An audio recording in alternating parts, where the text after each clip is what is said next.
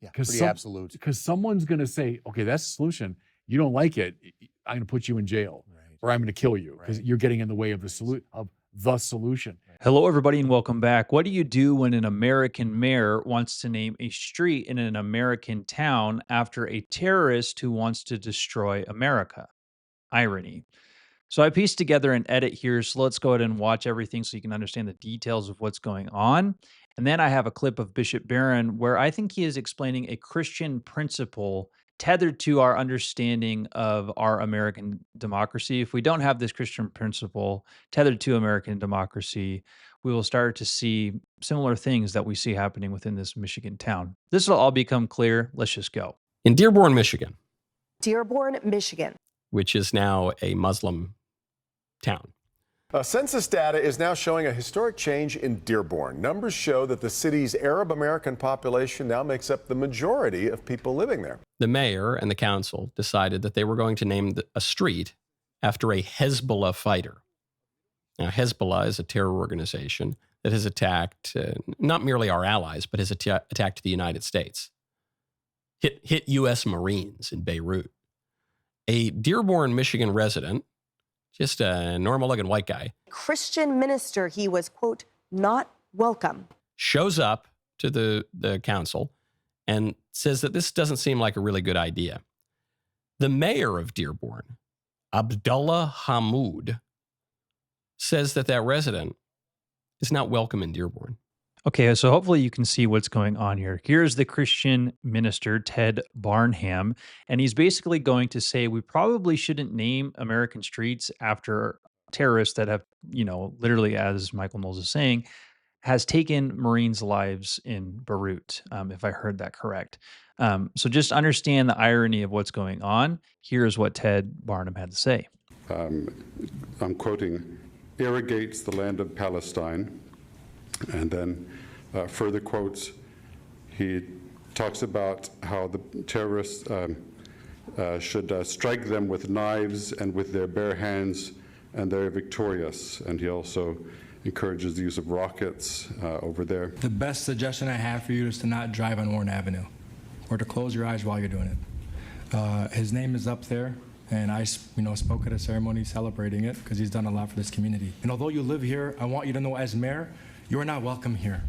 And the day you move out of the city will be the day that I launch a parade celebrating the fact that you moved out of the city. Because you are not somebody who believes in coexistence.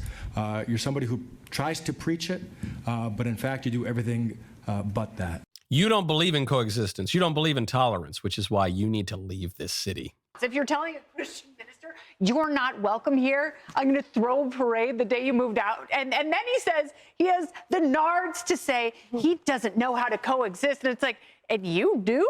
So hopefully you can see this is kind of a scary scene. We have an elected public official telling a constituent that they should just get up and leave. They need to leave because they're not welcome. And then he says, you can't coexist, but in a very, very, circular way of thinking about it, he's really saying that I can't coexist with you because you can't coexist with me. So I'm not going to coexist. So you need to get out, if I said that correct. So Michael Knowles will go on to ask the question, and it's the question that all of us need to ask. How in the world have we gotten here? And I want to bring in Bishop Barron because I think Bishop Barron gives kind of a Christian worldview perspective and principle that I think our society has lost, and therefore we find ourselves in this situation. Check this out. Power tends to corrupt, and absolute power corrupts absolutely. Great men are almost always bad men, even when they exercise influence and not authority. Still more when you superadd the tendency or the certainty of corruption by authority. So how much corruption, this is almost, it's rhetorical, but how much corruption do we see in democracy? Well, plenty. No, but plenty. But they knew it from the beginning. They knew it, which is why they built in these balances. We haven't mentioned the press very much yet, but at its best, the press functions that way in a free society. Yeah. That you've got this watchdog that is keeping an eye on these people and asking penetrating questions, and okay, fair enough. Now, I want to always add, well, then who watches the press? Right. Because I don't want to give them complete Where's their check, if you will? What checks the press? So Yes, but that's the genius of our system. And when I say system, I don't just mean the government. I mean the whole society Yeah. is predicated upon this assumption that people tend to go bad. Yeah. That is a biblical assumption. Take the Bible out. Look, you've got schemas of perfectibility in the classical world for sure. You got them in the modern world. So many of the modern philosophers felt if we just make these reforms, we can. Marx is a prime example of that. Marxism is a scheme of perfectibility. Uh, that to me is one of the great pillars of what I'd call a conservative view of the world that I would share is no. God perfects us at the eschaton. Prior to that, it's going to be a bit of a mess. Yeah. I always liked Thomas Sowell's intuition that we should never speak about solutions to problems. We should speak about ameliorating the situation, Yes, yeah. or doing what we can. Yeah. Because when you say the solution, duck. Yeah. Because Pretty absolute. Because someone's going to say, okay, that's the solution. You don't like it, I'm going to put you in jail, Right. or I'm going to kill you because Right. you're getting in the way of the solution. Right. I think I'll say a genius of Jefferson, Madison, and company, Hamilton especially, they knew that. Yeah. They knew that. There's no solution. There's this rickety and sometimes very unreliable, sometimes gerrymandered system of checks and balances, which is probably the best we can do. Okay, so there's basically a couple of terms that I think is really important to understand, and that is the biblical principle of sin and a scheme of perfectibility. Anytime you have a society that loses sight of the sinfulness of human beings and therefore your ability to extend mercy, extend grace, extend forgiveness, precisely because you know that they are sinners and we all have that in common, but also the need for checks and balances. But I think even more importantly, this idea that there is a solution, there is a scheme of perfectibility. And in this case, for this Michigan mayor who just so happens to be Muslim, it's literally to tell a Christian minister to get out, because it would be better to. That's the solution. The solution is that everybody has to be uniformed and like us. And if they're not, the only way to have that perfect society in our mind is if everybody is like us and therefore get out of town. So when Bishop Barron warns us about democracy here, there's not a direct connection. So I'm going to try and make one.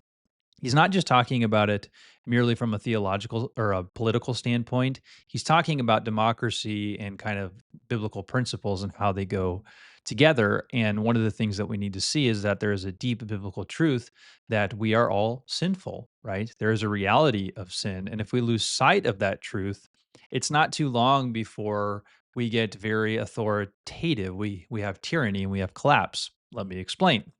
We need to understand and recognize that people are sinful. Um, and I think what's so important with that is although sin is not a good thing, don't hear me say that. But once we understand and we study the scriptures and we come to see, like, yeah, I really am a sinner, I think it's in that light where we realize we're sinners in need of God's grace, mercy, and love, and we receive that love because we're sinners. We then see everyone else around us are sinners too in need of grace, mercy, and it gives us the opportunity to actually extend that love, grace, and mercy back to our fellow neighbors. We're not expecting our neighbors to be perfect. And oftentimes, when we think that they need to be, or we're living into this reality, divorced from a biblical view of sin, and we're living into this scheme of perfectibility, it's not too long before we get really bitter or angry or divided when we think that people aren't living up to our standard. Do you get the point I'm trying to make there? The Bible says in Romans 3:23 that all have sinned and fall short of the glory of God. And since that is the case, the entire point is okay, everybody's in the same boat. How do we deal with this universal struggle that we all have? Jesus, grace, love, mercy. So we can forgive, we can bear with others' faults. Precisely because we realize that they have them and they should, we it's like if you have a child and they make a mistake, yes, you have to correct and rebuke, but you would never just throw that child away. No, because you know their frailty, you know their weakness, and you know that they need you. And I think that a fundamental awareness of the biblical concept of sin allows for that. So that's the first thing that I see with that. Second, though, And kind of to contrast that, because we do know that people are sinful and therefore they need love, grace, and mercy, we also need to be aware that there needs to be checks and balances. You can't just let sin, dominate and reign free. And of course, that's what our founders understood, and why I think it's so important to have this biblical principle and concept. Because if you don't, you lose sight of the fact that our society needs checks and balances. It doesn't need checks and balances in the sense of a tyrant, a tyranny, an authoritative type of ruler to say, "Okay, get out of town because you don't fit." No, it's more, "Okay, we're sinners. We need checks and balances. We need to learn to coexist with one another." James Madison famously said that if men were angels, no government would be necessary, but men are not angels, and therefore we need laws, structures, and limits to power. These things are essential for a democracy to flourish. Humans are basically not good. They're not naturally good. That's a biblical principle. And therefore, we need safeguards in place that keep people and prevent corruption and protect the weak from the strong. And who would that be in the case of this mayor and this Christian minister? Um, that's the only way that we can coexist: checks and balances, and understanding, and being able to not expect perfection, but live in relative peace. But here's the real danger, I think, when a leader, a mayor, abandons this American democratic principle, which is really a biblical realism, if we're going to be honest, and he instead wants to chase a false sense of perfection, like everybody needs to be Muslim in Dearborn, Michigan, and if you're not, you can be here, but I'd really wish you weren't because I'd celebrate the day that you left. That is the deterioration of democracy, and that's what we see going on here. Again, the mayor seems to believe that if only those who are not like him are gone, then the city will finally be perfect. It's that scheme of perfectibility, it's that schema of perfection that is not biblical. It's not biblical, at least on this side of the eschaton, as Bishop Barron is saying. So, a true biblical realism that has influenced our American democracy does not deny sin, but it does confront it, right? It doesn't eliminate difference, it makes space for difference.